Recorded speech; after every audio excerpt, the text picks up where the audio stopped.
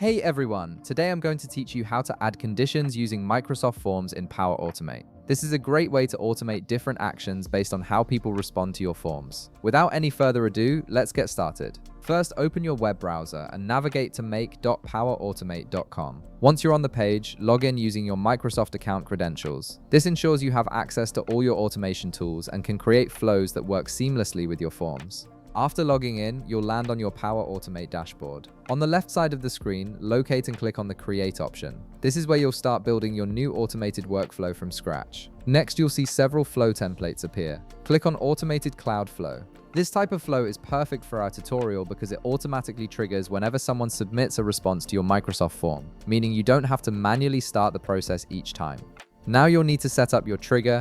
Click on when a new response is submitted to set it as the starting point for your automation. This tells Power Automate to watch for new form submissions and act immediately when one comes in. After selecting this, click Create to begin building your flow. Once your flow opens, click on the trigger box that just appeared. You'll see a drop-down menu labeled Form ID. Click on it and choose the specific form you want to use for this automation. This connects your flow directly to that particular form, so it knows exactly which responses to monitor. Next, click the plus icon below your trigger to add a new action. In the search bar that appears, type Get Response Details and click on it when it shows up. This action is essential because it retrieves all the detailed information from each form submission, allowing you to work with specific answers. In the Get Response Details action, click the drop-down on the Form ID field and choose the same form you selected earlier. Then, click on the Response ID field, select the lightning bolt icon that appears, and click Response ID from the Dynamic Content menu. This ensures that each individual response is properly captured and processed. Now comes the important part. Click the plus icon again and search for conditions, then click on it. Conditions allow you to create different pathways in your automation based on how people answer your form questions. This is where the real power of automation comes in. In the first field of the condition, click the lightning bolt icon.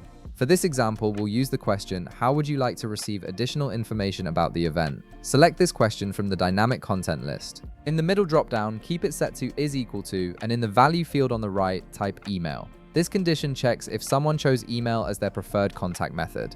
Under the true branch, meaning when someone does select email, click the plus icon and search for send an email, then click it. This action will automatically send an email to respondents who chose email as their preference. In the to field, input the recipient's email address, then fill in a subject line and body message that you want to send to these respondents. Now, let's set up what happens when the condition is false, meaning when someone doesn't choose email. Under the false branch, click the plus icon and search for post message in a chat or channel, then click on it. This allows you to notify your team through Microsoft Teams instead of email. In the post as field, select Flowbot from the dropdown. Then in the post in field, click group chat. This lets you send the notification to a specific group conversation. Next, select the group chat where you want the message to appear from the drop-down menu. Finally, input the message you want to send to your team when someone chooses a non-email option. And there you have it.